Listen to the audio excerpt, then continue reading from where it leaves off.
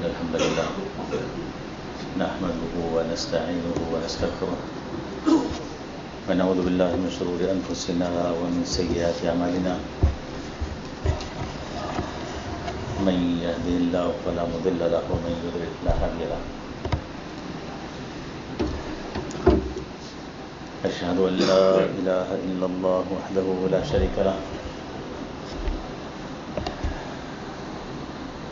وأشهد أن محمدا عبده ورسوله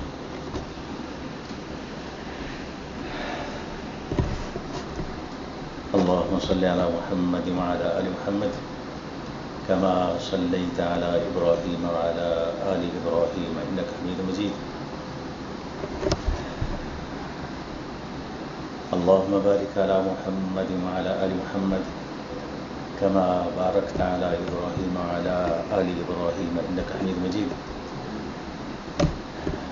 اللهم انفعنا بما علمتنا وعلمنا ما ينفعنا وزدنا علما الحمد لله على كل حال ونعوذ بالله من حال أهل النار أما بعد فإن خير الحديث كتاب الله وخير الهدي هدي محمد صلى الله عليه وسلم وشر الأمور محدثاتها وكل محدثة بدعة وكل بدعة ضلالة وكل ضلالة في النار فبعد فأعوذ بالله من الشيطان الرجيم بسم الله الرحمن الرحيم ظهر الفساد في البر والبحر بما كسبت أيدي الناس آپ جانتے ہیں کہ قدرتی آفات دنیا میں کہیں نہ کہیں وقتاً فوقتاً رونما ہوتی ہی رہتی ہیں. لفظ آفت کی جمع ہے اور اس کا معنی ہے ناگہانی مصیبت. انسان کو زندگی میں بے شمار آفتوں اور مصیبتوں کا سامنا کرنا پڑتا ہے اور انسان قدرتی آفتوں اور مصیبتوں کے سامنے تو یکسر بے بس اور ناچار ہوتا ہے. یوں تو انسان کو پہنچنے والی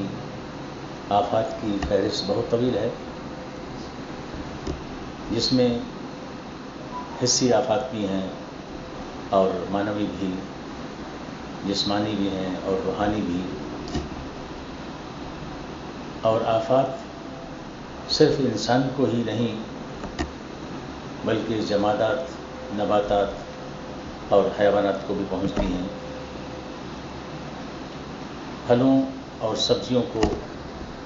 پھپھوندی لگتی ہے، کیڑے اور بیماریاں لگتی ہیں. فصلوں کو ٹڈی دل تباہ و برباد کر کے رکھ دیتا ہے. جانوروں کو بیماریاں لگتی ہیں، خارش اور وائرس میں مبتلا ہو جاتے ہیں. جنگلوں میں درختوں کو آگ اپنی لپیٹ میں لے لیتی ہے. پہاڑوں کو پگھلتے، بکھرتے اور بہتے ہوئے دیکھا جا سکتا ہے. چاند اور سورج کو گرہن زدہ دیکھا جا سکتا ہے. غرض ہے کہ دنیا میں ہر چیز آفات کی زد میں ہے. یوں تو انسان اس دنیا میں رونما ہونے والی تمام آفات سے بالواسطہ یا بلا واسطہ متاثر ہوتا ہے،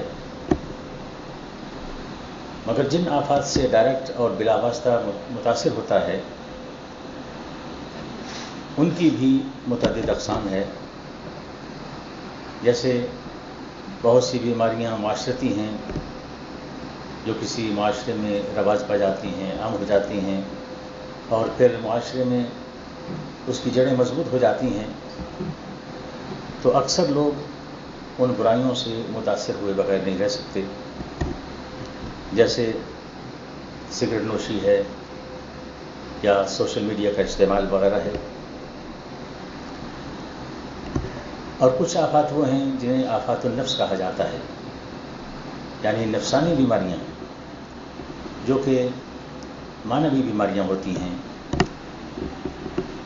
اور نفس انسانی کو لاحق ہوتی ہیں، جن کے تزکیہ اور تصفیہ کا حکم دیا گیا ہے جیسا کہ تکبر ہے، حسد ہے، بغض ہے، دھوکہ ہے، ریاکاری ہے. اور آفات کی ایک قسم وہ ہے جسے قدرتی آفات کہتے ہیں. اور قدرتی آفات کا مطلب ایسی آفات ہیں کہ جن کا آنا یا نہ آنا ڈائریکٹ انسان کے دائرۂ اختیار میں نہیں ہوتا، اگرچہ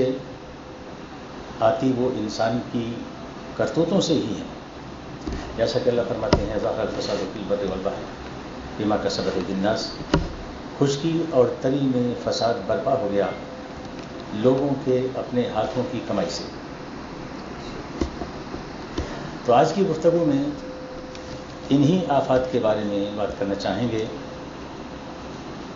قدرتی آفات کے بارے میں آپ یقیناً پڑھتے اور سنتے رہتے ہوں گے، بلکہ عینی مشاہدہ بھی کرتے رہتے ہوں گے کہ آج کل اس دور میں یہ سہولت حاصل ہے کہ دنیا میں جہاں کہیں بھی کوئی سانحہ اور حادثہ پیش آتا ہے تو آپ ہزاروں میل دور بیٹھے اسے دیکھ سکتے ہیں اور فوراً دیکھ سکتے ہیں. اور اس کی بھی آپ صلی اللہ علیہ وسلم نے پیشین گوئی فرما رکھی ہے. جیسا کہ حدیث میں ہے، آپ صلی اللہ علیہ وسلم نے علامات قیامت کا ذکر کرتے ہوئے ایک قیامت کی علامت یہ بھی بیان فرمائی کہ وہ یتقارب الزمان، یہ زمانہ قریب ہو جائے گا. زمانہ قریب ہونے کا ایک معنی یہ بیان کیا جاتا ہے کہ برکت اٹھا لی جائے گی، اور ایک معنی یہ بھی ہے کہ ایک دور میں ایسی ایسی ایجادات وجود میں آئیں گی کہ جن کے ذریعے مہینوں کی مسافت چند گھنٹوں میں طے کر لی جائے گی. تو یوں وقت گھٹ کر قریب ہو جائے گا اور زمانہ قریب آ جائے گا. اور اس کا ایک معنی حصی طور پر بھیبت کا قریب ہونا ہے، جو کہ ابھی تک تو نہیں آیا مگر ناممکن بھی نہیں ہے، کیونکہ آپ صلی اللہ علیہ وسلم نے دجال کا ذکر کرتے ہوئے یہ فرمایا کہ وہ 40 دن زمین پر رہے گا، اس کا ایک دن ایک سال کے برابر ہوگا، اور ایک دن ایک مہینے کے برابر ہوگا، اور ایک دن ایک ہفتے کے برابر ہوگا، اور باقی اس کے جو دن ہیں 40 میں سے وہ تمہارے عام دنوں کی طرح ہوں گے. اور یہ یقیناً ہو کے رہنے والا ہے، کیونکہ آپ صلی اللہ علیہ وسلم کی پیشین گوئی ہے.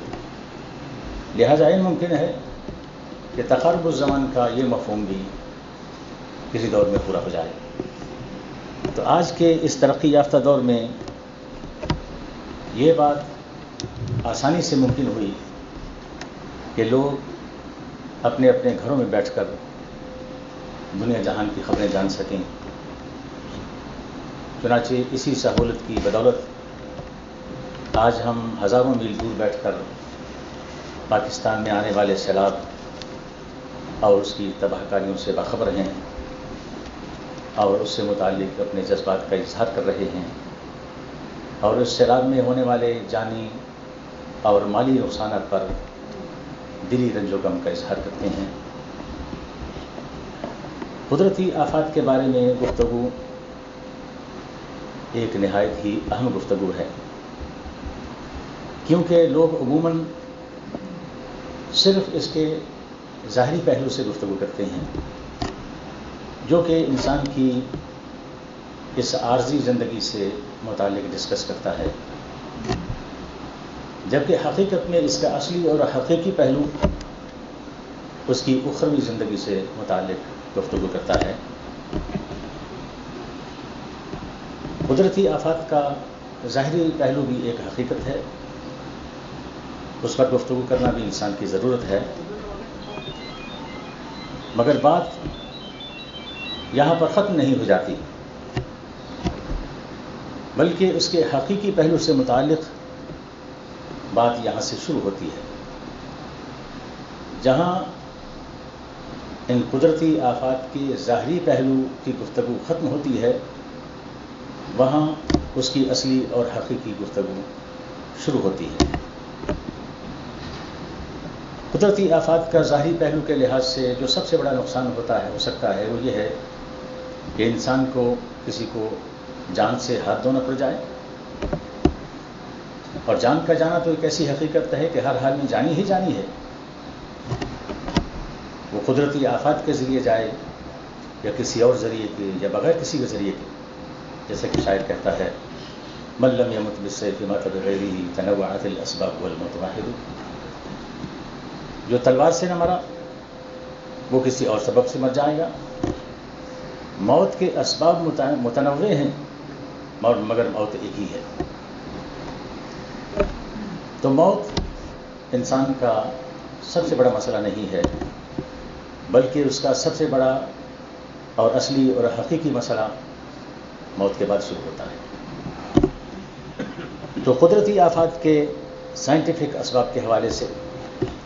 اور اس سے بچاؤ کے لیے قبل از وقت مقدور بھر انتظامات کرنے کے حوالے سے جو گفتگو کی جاتی ہے وہ وجہ ہے اور ضروری ہے، مگر ہم قدرتی آفات کے ان نقصانات کے بارے میں بات کرنے جا رہے ہیں جو ناقابل برداشت اور ناقابل تلافی ہیں، جو انسان کی اخروی زندگی پر اثر انداز ہوتے ہیں۔ تو آئیے جانتے ہیں کہ قدرتی آفات کیوں آتی ہیں۔ سب سے پہلے یہ بات جان لیجئے کہ دنیا میں جو کچھ بھی ہوتا ہے، جو واقعہ بھی رونما ہوتا ہے، بے سبب نہیں ہوتا۔ خصوصی طور پر کوئی سیٹ اپ بغیر سبب کے اب سیٹ نہیں ہوتا۔ سیٹ اپ کا مطلب ہے کسی چیز کو کسی مخصوص کام کے لیے کسی خاص پیٹرن پر منظم اور مرتب کرنا، اور اپ سیٹ اس کے برعکس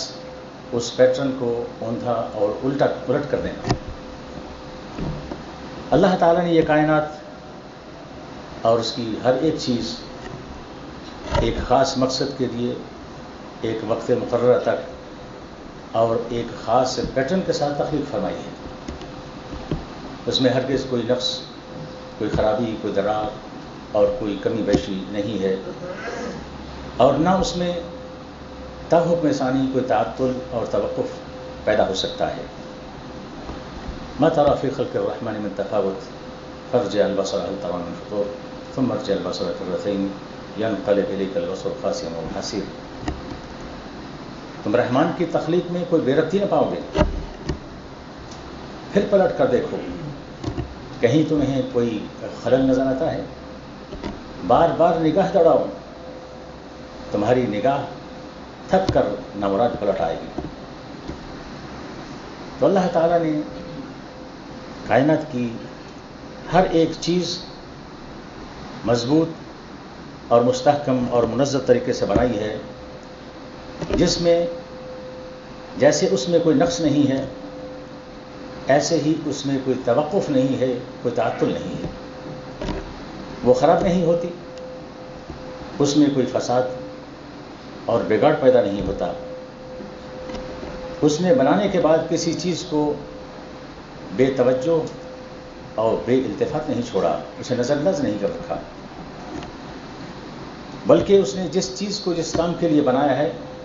اسے اس کی مکمل رہنمائی بھی دی ہے، اور پھر یہاں بس نہیں کیا بلکہ آسمان سے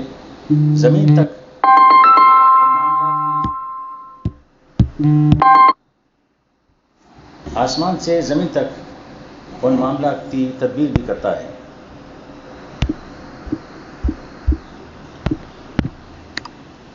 جیسے کہ اللہ فرماتے ہیں ربنا الذی اعطى كل شيء خلقه ثم هدى، ہمارا رب وہ ہے جس نے ہر چیز کو اس کی ساخت بخشی، پھر اس کو راستہ بتایا، اور پھر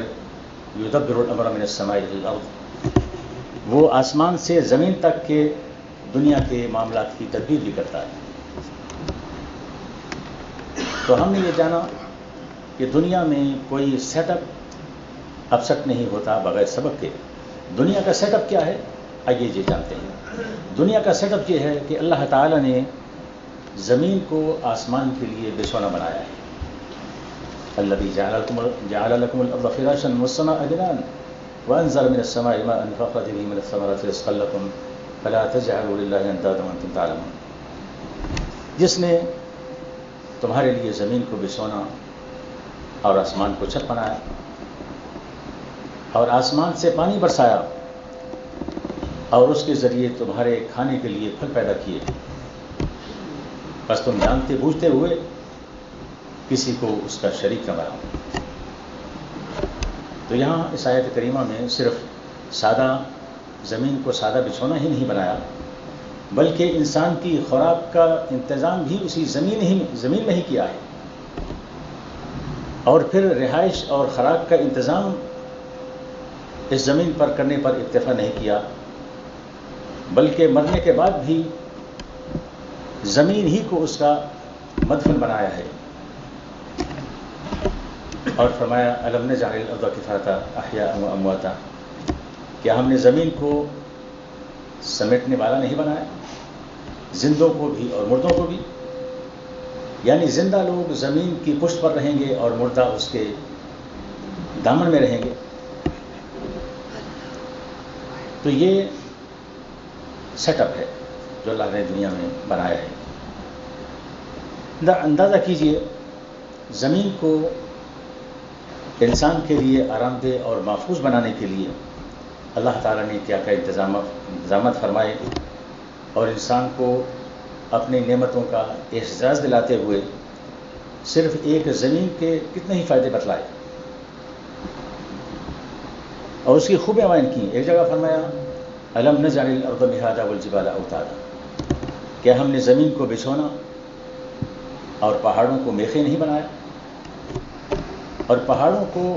میخیں بنانے کا مقصد یہ ہے کہ زمین جامد اور غیر متحرک رہے، کیونکہ زمین میں اگر ارتعاش پیدا ہوگا، تھرتھراہٹ ہوگی، زمین اگر متحرک رہے گی تو اس زمین پر انسان کا جینا محال ہو جائے گا، اس کی زندگی اجیرن ہو جائے گی اور کاروباری زندگی درہم برہم ہو جائے گا۔ یہاں میخوں کے لیے اوتاد کا لفظ استعمال فرمایا ہے، اور وتد اس کھونٹی کو کہتے ہیں جو خیمہ لگانے کے لیے زمین میں گاڑی جاتی ہے اور خیمے کی تنابیں اس کے ساتھ باندھ کر کسی جاتی ہیں، اور اس کھونٹی کا زیادہ حصہ زمین کے اندر گاڑا جاتا ہے، بس ٹپ آف آئس برگ کی طرح ایک تھوڑا سا حصہ زمین کے اوپر رہتا ہے۔ ایسے ہی پہاڑوں کا زمین کے اوپر والا حصہ سمندر میں برف کے تودے کی نوک کی مانند ہے۔ برف کے تودے کی نوک پورے تودے کا 7واں یا 8واں حصہ ہوتا ہے جو اس کے نیچے ہوتا ہے، اوپر بس تھوڑا سا ہوتا ہے۔ تو پہاڑوں کو اللہ تعالیٰ نے ایک مضبوط اور دقیق نظام کے تحت زمین میں گاڑا ہے تاکہ زمین میں لرزش اور ارتعاش پیدا نہ ہو، چنانچہ اسے جائے قرار ٹھہرایا ہے، اسی لیے زمین کو کہ جس پر انسان ٹھہر سکتا ہے۔ امن جعل الارض قرارا، کیا وہ جس نے زمین کو جائے قرار بنایا ہے اور پھر زمین کو جامد اور ٹھوس بنانے کے ساتھ ساتھ اسے مطیع و منقاد بھی بنایا ہے، یعنی زمین کو ایسی سخت نہیں بنایا کہ کوئی آدمی اس سے کام نہ لے سکے، بلکہ اسے سہل اور تابع بنایا ہے کہ اس میں ہل چلاؤ یا اس میں گھر کی بنیادیں کھودو، وہ آپ کے لیے تابع ہوگی اور ذلیل ہوگی۔ تو غور کیجئے کہ انسان کے آرام و سکون کا اس قدر اہتمام کہ زمین اس کی رہائش اور خوراک کے بندوبست کے طور پر تیار کی گئی، اور مرنے کے بعد اسے عزت کے ساتھ ٹھکانے لگانے کے لیے بھی بنائی گئی، اور پھر اس میں میخیں گاڑی گئیں تاکہ ارتعاش پیدا نہ ہو، اور اسے پست اور ہموار بنایا گیا تاکہ انسان اس سے کام لے سکے، اسے جائے قرار دیا گیا اور اسے مطیع و فرمانبردار بنایا گیا۔ تو کیا آپ سمجھتے ہیں کہ زمین اللہ کے حکم کی عدولی کرتے ہوئے اسے زمین زلزلے پیدا کرے گی زمین میں، اور زلزلے پیدا کر کے انسان کو تباہ و برباد کر دے گی؟ وہ زمین جسے اللہ تعالیٰ نے انسان کے آرام اور سکون کے لیے اتنی اس میں صفات پیدا کی، گاہے بگاہے زمین خسف کے واقعات رونما کر کے لوگوں کو زمین کے اندر دھسا دے گی، اور پانی کہ جو انسان کی زندگی کا ایک جوہری عنصر ہے، وہ انسان کی خدمت کرنے کے بجائے اس کے لیے تباہی کا سامان بنے گا،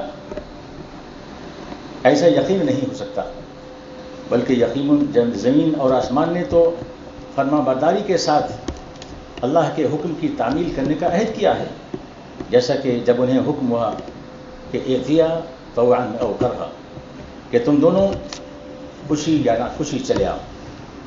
قالتا اتینا طاععین، تو ان دونوں نے کہا کہ ہم فرمانبرداری کے ساتھ حاضر ہیں، تو اطاعت و فرمانبرداری کے ساتھ حاضر ہیں۔ اور حسن بصری رحمہ اللہ اس کے بارے میں فرماتے ہیں کہ لو ابی علیہ امرہ لعذبہما عذابا یزیدان علما، اگر زمین اور آسمان اللہ کے حکم کی نافرمانی کرتے تو اللہ تعالیٰ انہیں ایسی سزا دیتے کہ وہ اس کے درد محسوس کرتے۔ تو بات جو ہم سمجھنا چاہ رہے ہیں وہ یہ ہے کہ دنیا میں جو کچھ بھی اپسٹ ہوتا ہے وہ بے سبب نہیں ہوتا،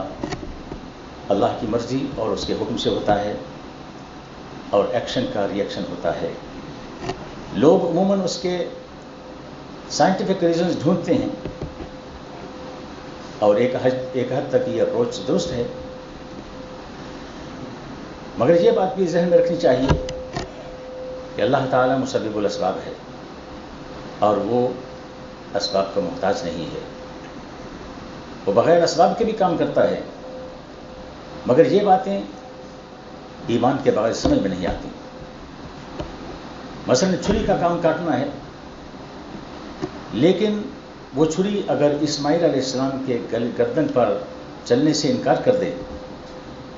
تو اس کے لیے کہاں سے سائنٹیفک آپ ریزن ڈھونڈ کے لائیں گے؟ آگ کا کام چلانا ہے، لیکن آگ کا الاؤ ابراہیم علیہ السلام کو جلانے کے بجائے ان کے لیے بردن و سلامہ بن جائے تو کون سا سائنٹیفک ریزن اس پر چشمہ کریں گے؟ چنانچہ ہمیں ان سیلابوں، ان زلزلوں، آندھیوں، طوفانوں، سونامیوں، آتش فشاؤں، وباؤں، ہیریکین اور ٹورنیڈو اور دیگر قدرتی آفات کے سائنٹیفک ریزن کے ساتھ ساتھ قرآن و حدیث کی روشنی میں بھی اس کے اسباب تلاش کرنا ہوں گے۔ اللہ تعالیٰ نے آسمانوں سے اپنے امور مملکت کی اللہ تعالیٰ تدبیر کرتا ہے، وہ اپنی مخلوقات سے غافل نہیں ہے، اور نہ اس نے اپنی مخلوقات کو نظر انداز کر رکھا ہے، انہیں مہمل چھوڑ رکھا ہے۔ کائنات میں ہونے والے ایک ایک ذرے کی نقل و حرکت پر اس کی نظر ہے، ایک ایک پتے کے گرنے کے عمل سے واقف ہے، جیسے کہ اللہ فرماتے ہیں وَعِندَهُ مَفَاتِحُ الْغَيْبِ لَا يَعْلَمُهَا إِلَّا هُوَ وَيَعْلَمُ مَا فِي الْبَرِّ وَالْبَحْرِ وَمَا تَسْقُطُ مِنْ وَرَقَةٍ إِلَّا يَعْلَمُهَا وَلَا حَبَّةٍ فِي ظُلُمَاتِ الْأَرْضِ وَلَا رَطْبٍ وَلَا يَابِسٍ إِلَّا فِي كِتَابٍ مُبِينٍ۔ اس کے پاس غیب کی کنجیاں ہیں جنہیں اس کے سوا کوئی نہیں جانتا، بحر و بر میں جو کچھ بھی ہے اس سب سے وہ واقف ہے۔ زمین کے تاریک پردوں میں کوئی دانہ ایسا نہیں ہے جس سے وہ باخبر نہ ہو، خشک و تر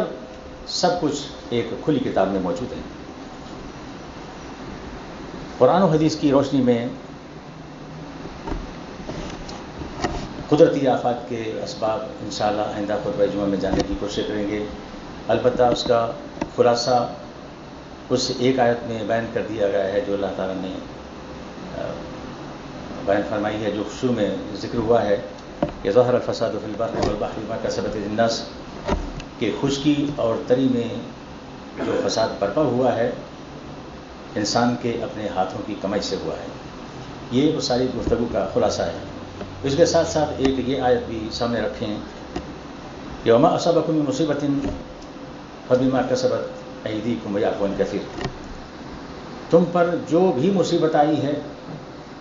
تمہارے اپنے ہاتھوں کی کمائی کی وجہ سے آئی ہے، اور ابھی تو وہ بہت سے قصور خود ہی یوں ہی معاف کر دیتا ہے. یعنی یہ جو مصیبتیں آتی ہیں تو سارے قصوروں کی نہیں آتی، بہت سے قصور وہ پہلے ہی معاف کر دیتا ہے. تو کائنات کی تدبیر، یہ تدبیر امور میں